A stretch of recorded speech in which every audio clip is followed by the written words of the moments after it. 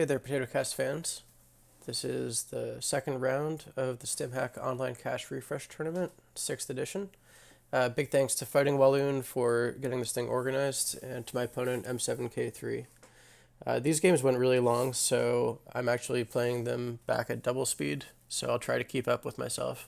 I also recorded this like 2 weeks ago, and I've totally forgotten pretty much everything that happened in these games. So, you and me, viewer, we are going on a journey of discovery and experience together. So I made a bunch of changes to my runner deck since the first round.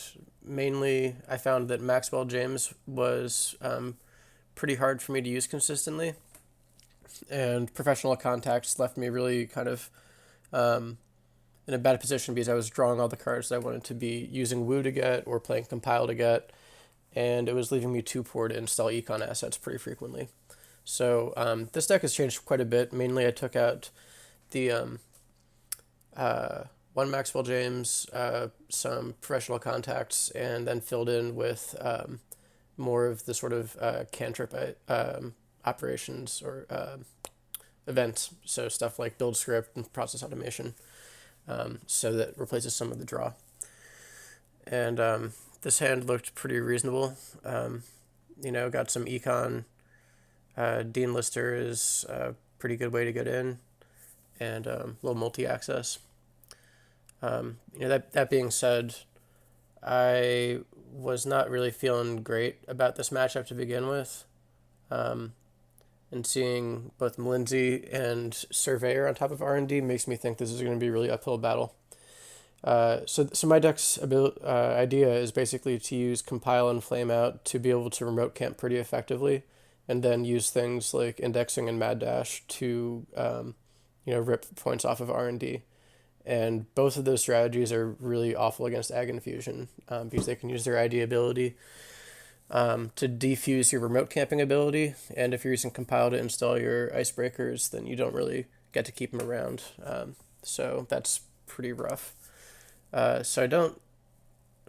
not sure what the best game plan here would be. Probably just to go ahead and play a more traditional game where you're installing your icebreakers, getting some money together, and then using your tools not as the primary way to get in, but as kind of a way to give yourself a little boost above the usual icebreakers and econ approach.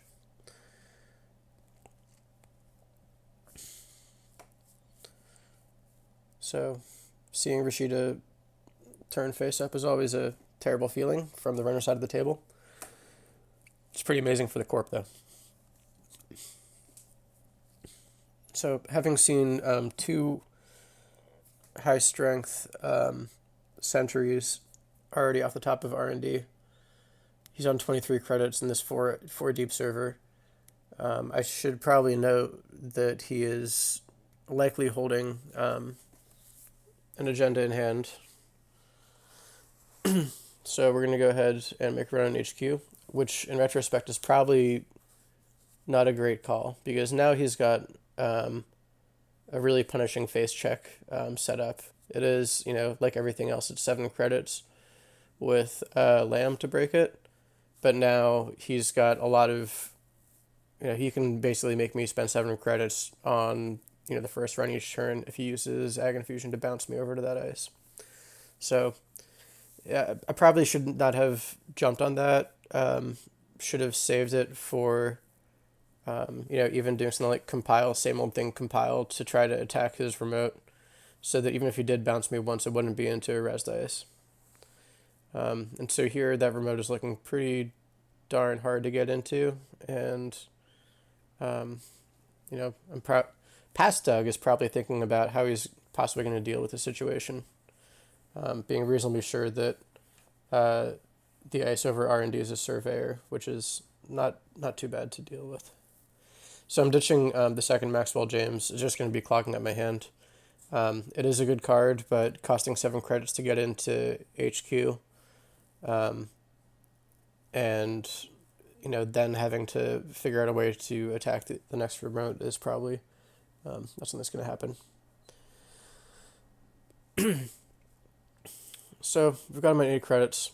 Figure, what the heck, might as well run R&D. If we can get him poor, then maybe we'll make something happen. And it turns out it's another Lindsay. So, um, another 7 credits.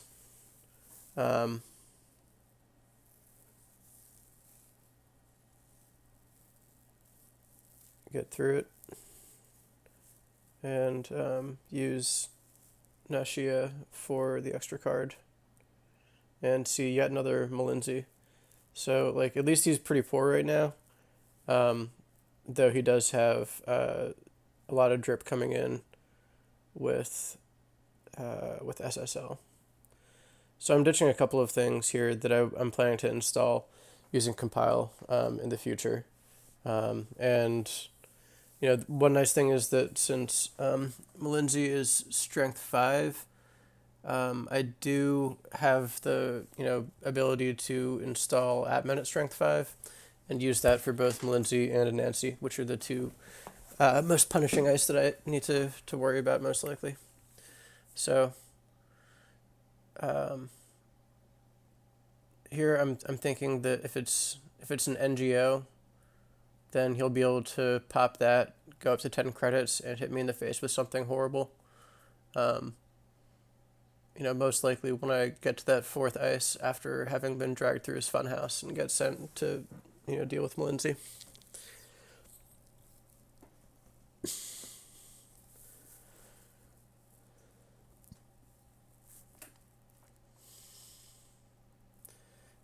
I really do like playing the compile onto flameout setup.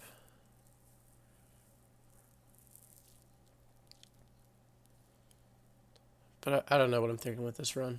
Because I'm not going to, I'm going to have one icebreaker.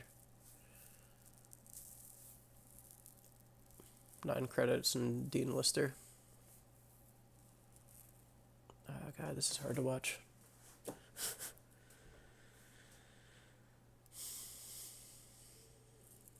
We both spent all this time thinking. Just thinking back and forth. I don't remember what happens here, but I'm sure it's going to be unpleasant.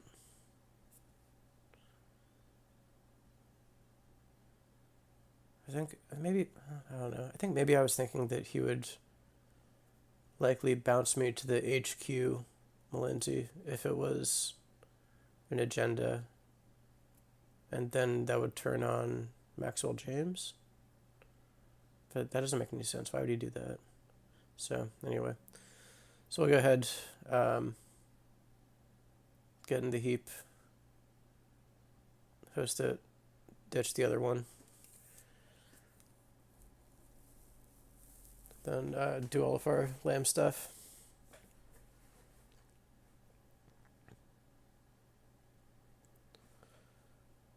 At least get the extra access. See Malinzi and Rashida. And I don't even have the money to trash Rashida Jaheim, which is like so disappointing. I think I'd seen that Malinzi before, so this is just like a complete, mess of a turn. But at least it's on 2 credits, and I've got 1 click left, so I definitely should have drawn in case it's an Obokata protocol. But it was an NGO front, so that was an extremely expensive turn for me in terms of cards and credits, and my opponent came out ahead on that one for sure. So that was rough.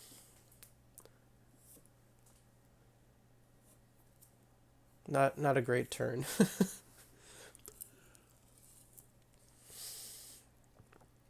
And yeah, it seems like he's probably gonna be able to score this because I really like. Basically, what I need is to have enough credits available to woo something onto the flameout and then have a stim hack, and then same old thing, the stim hack again, or something like that, because he's just so far ahead on credits right now and board state. So I don't know.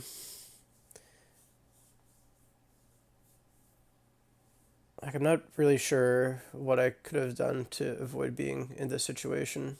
Um, maybe I should have ignored the remote and tried just to, get the admin 5 down and attack R&D and HQ. That probably would have made more sense than going after that remote and just depleting myself. So, anyway, Mr. K3 is doing a tremendous job of controlling tempo in this game. Yeah, and I think that, I'm not really sure what decision I'm trying to make here.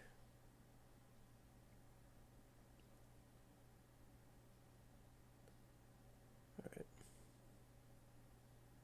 Yeah, looks like we're going for it. We're at least trying to get him to use up his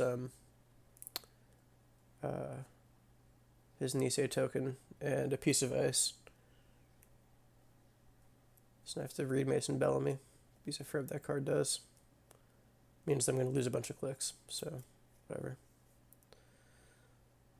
So let's go ahead and compile Lamb again.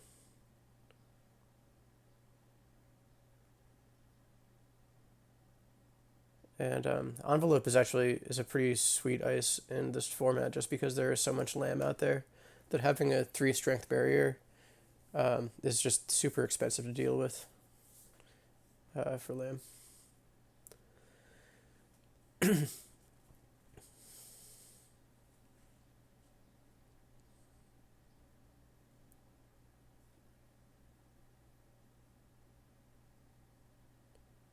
think that I've barely enough to polish that off. And the ultimate insult, seeing the Obokata you can't even steal.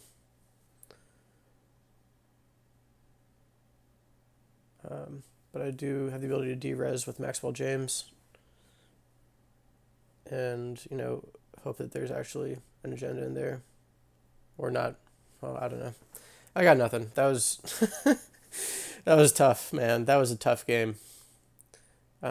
There was really just no point in that game at all where I felt like I had even a little bit of control over what the situation was. So, yeah, super job for M7K3. Tough match, man. Good deck. Yeah, I'm struggling a little bit with my runner. I did win the first round with my runner, but just in practice games, it's been a little bit hard to get momentum and keep it up, and to deal with some of these longer games. I mean, that wasn't even a particularly long game. I guess games where I have to run a remote, multiple times through Nises and stuff like that. So I have made changes to this deck, and I'm trying to remember what version of Red Tree I was running at the time of this game. I think that I was playing a fairly horizontal build where I was trying to use Stell Moons and Rashida Jahim and Mental Health Clinic, and the threat of even cheesy taxing ice like pop-up window to make it really unpleasant for the runner to consider trying to clear out my econ assets. I've made some changes since then, but I think that's what we're going with here. So,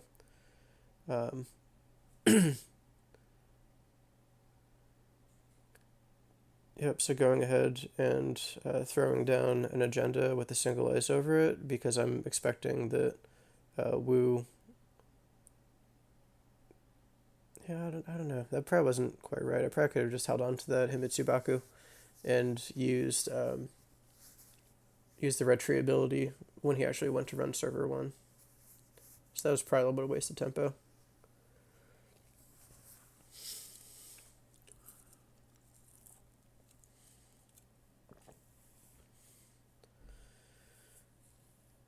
So, I'm kind of expecting to have a tough late game against Wu, just solely on the basis of them eventually being able to rig up, maybe playing Magnum Opus, and being able just to outlast any taxing setup I could put together.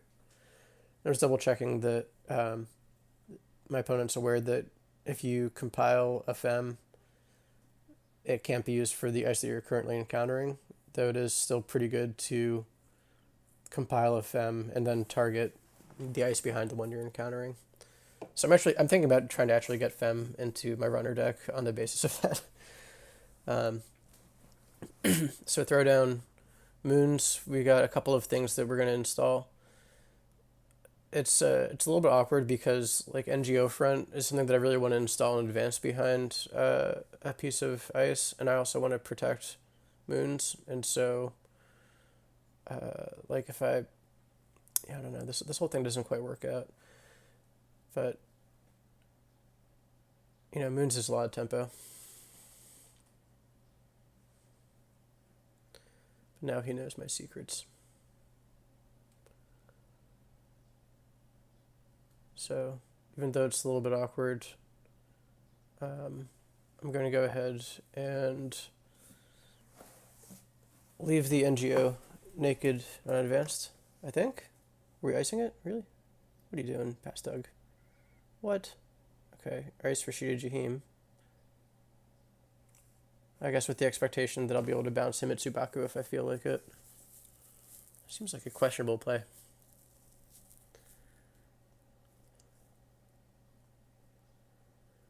Yeah, but my opponent hasn't really shown a great desire to slap his face into ice so far, so it probably would have been fine to leave that open and to I don't know, maybe I guess I was thinking that I wanted to keep moons around for a couple of turns, and so I wanted to yeah, that does make sense. What the hell was I thinking? Pass Doug? Friggin' worst.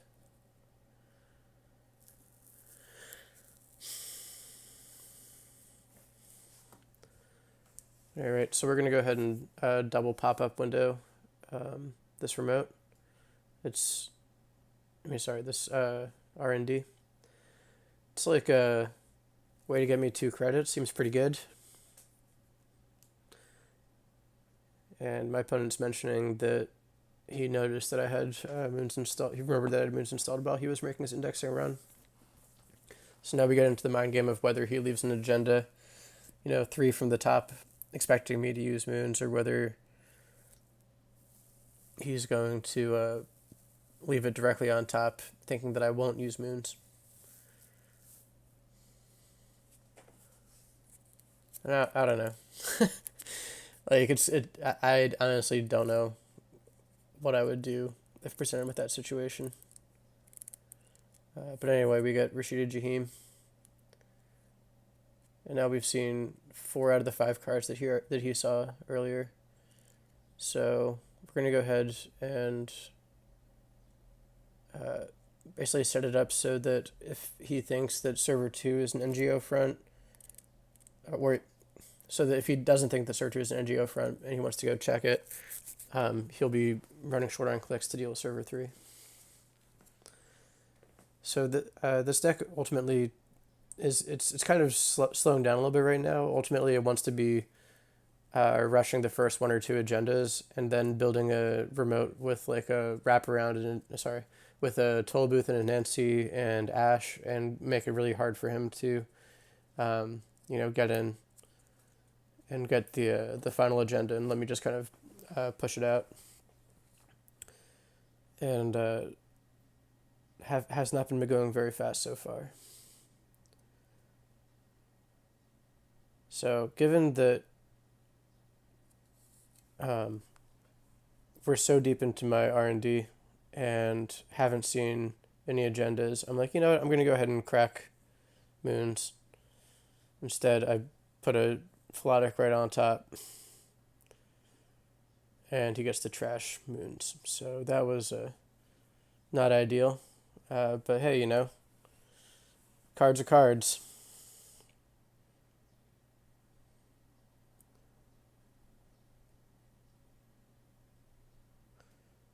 So I need to start making it a little bit harder for him to get into R&D. I've got enough credits that I'm just ditching an IPO. I've got 2 hedges in hand. He's probably going to keep going to R&D as long as he's got Antelope installed. So that's a fair amount of money.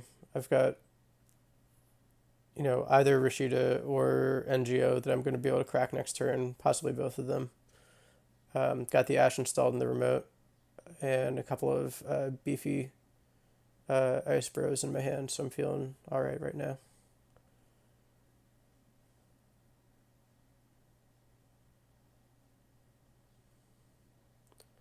And now things are a little bit awkward because I need to get that NGO front out of the way. At this point, I should... God, I probably should have ditched moons because I'm not going to be installing that many more things into remotes. And ditch Mitsubaku because it's just not that taxing.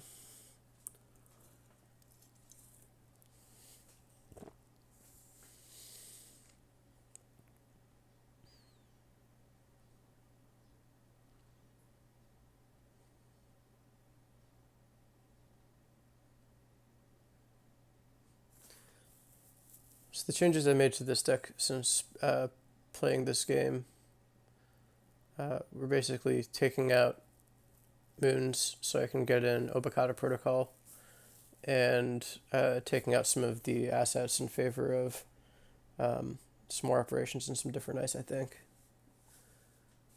And I'm pretty happy with how that's gone. It feels strong. It's got a lot of money.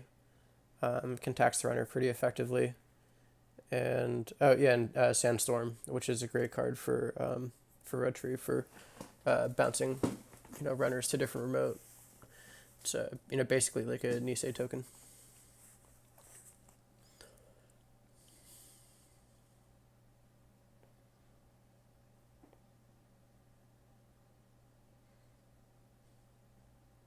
So here we see what his rig is building towards or has been building towards, which is this Maven Degdeer Antelope operation. Probably needs to have one more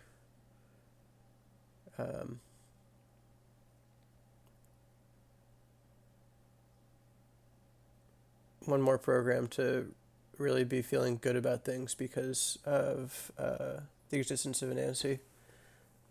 And clearly, he's played with Malinzi, so he might be thinking about that as well and wants to have a 5 strength breaker out. But, here we are. So I'm going and setting up the medical breakthrough, hoping that, either he'll go check it. It looks like an NGO, but I've gone through a bunch of them. He might think that I'm on Future Perfect. He's already seen Moon, so he knows I'm not on Obokata. So they're both on the most wanted list. And, hopefully this is looking like a pretty appealing server to him. I think that both Logic Bomb and Fem suffer at the hands of Anansi. So, when I'm sitting here with 36 credits, he's got to be a little bit concerned about dealing with that. Like, it's not like it's the end of the world if you take a bunch of net damage, but it's not going to help you steal. It's not going to help you, win the game either. It's also running a little bit low on cards.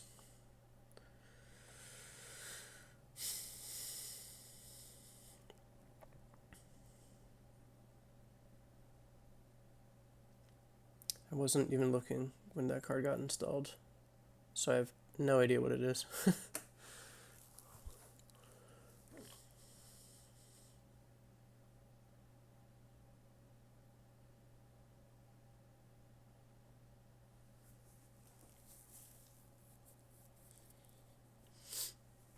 Probably would have installed the self-modifying code on Flameout in his situation.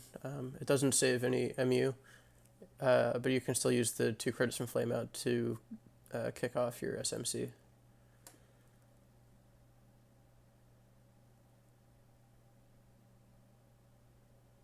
Alright, so he's breaking some stuff.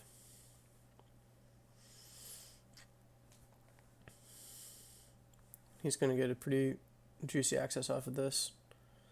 And I'm faced with the decision once again, do I want to um, install the envelope in front of him? Probably not. But I do want to crack moons because I feel like there's a bunch of agendas in there. And so this time it actually worked out in my favor because he would have ripped both the Nisei and the second medical breakthrough. Instead, he gets a snare. So that's what I was hoping to do the last time that I tried to pull this monkey business.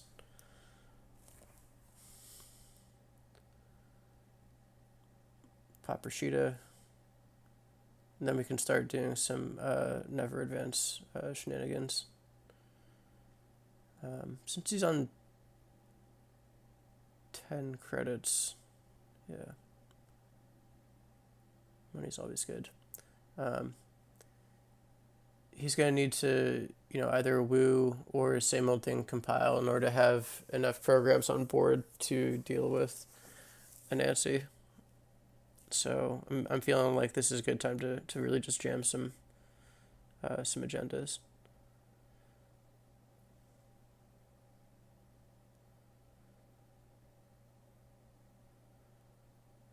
And I think actually,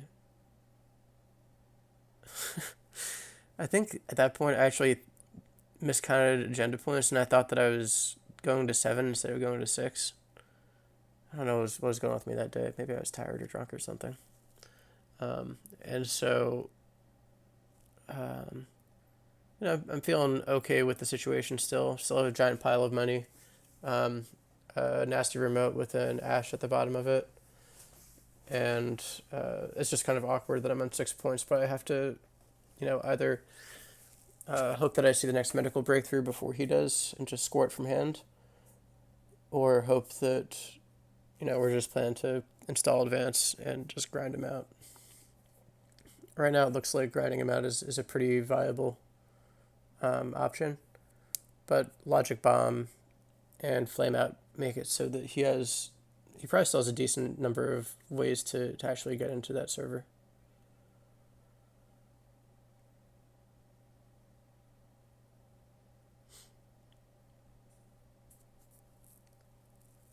And I think we've only seen one Maker's Eye so far, so we could go for another deep dig on R&D as well. Or maybe he probably doesn't use deep data mining because he's got a lot of MU requirements.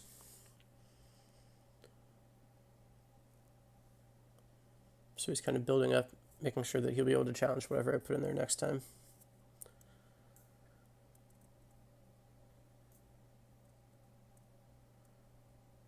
So I'm not sure why I'm drawing here. I should probably just be trying to jam that Nisei. But at any rate, I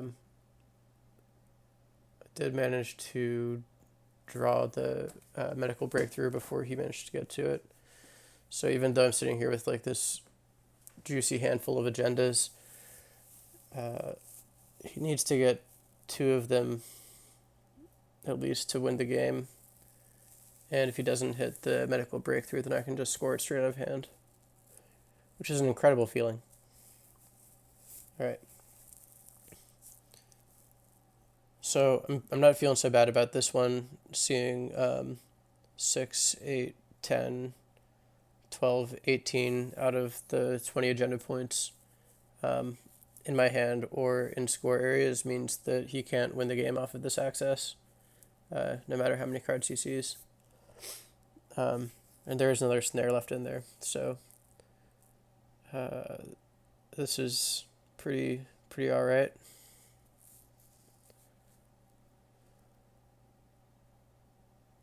Yep, and there's that snare. Hap, there's that snare. All right, and that's GG. So the deck, mostly did what it was supposed to do. It got off to kind of a rocky start, not seeing agendas early on when I was in a good spot to be rushing them. But, still a great game, well played by my opponent. I think it took him a little while to get his breakers up. And, it just happened that he didn't hit the agendas when R&D was rich with them. And I managed to scoop them into hand when they, when they were surprisingly safe there. So thanks for watching and listening. Apologize for the rambling. I had very little memory of those games. So appreciate you tuning in. Good luck out there.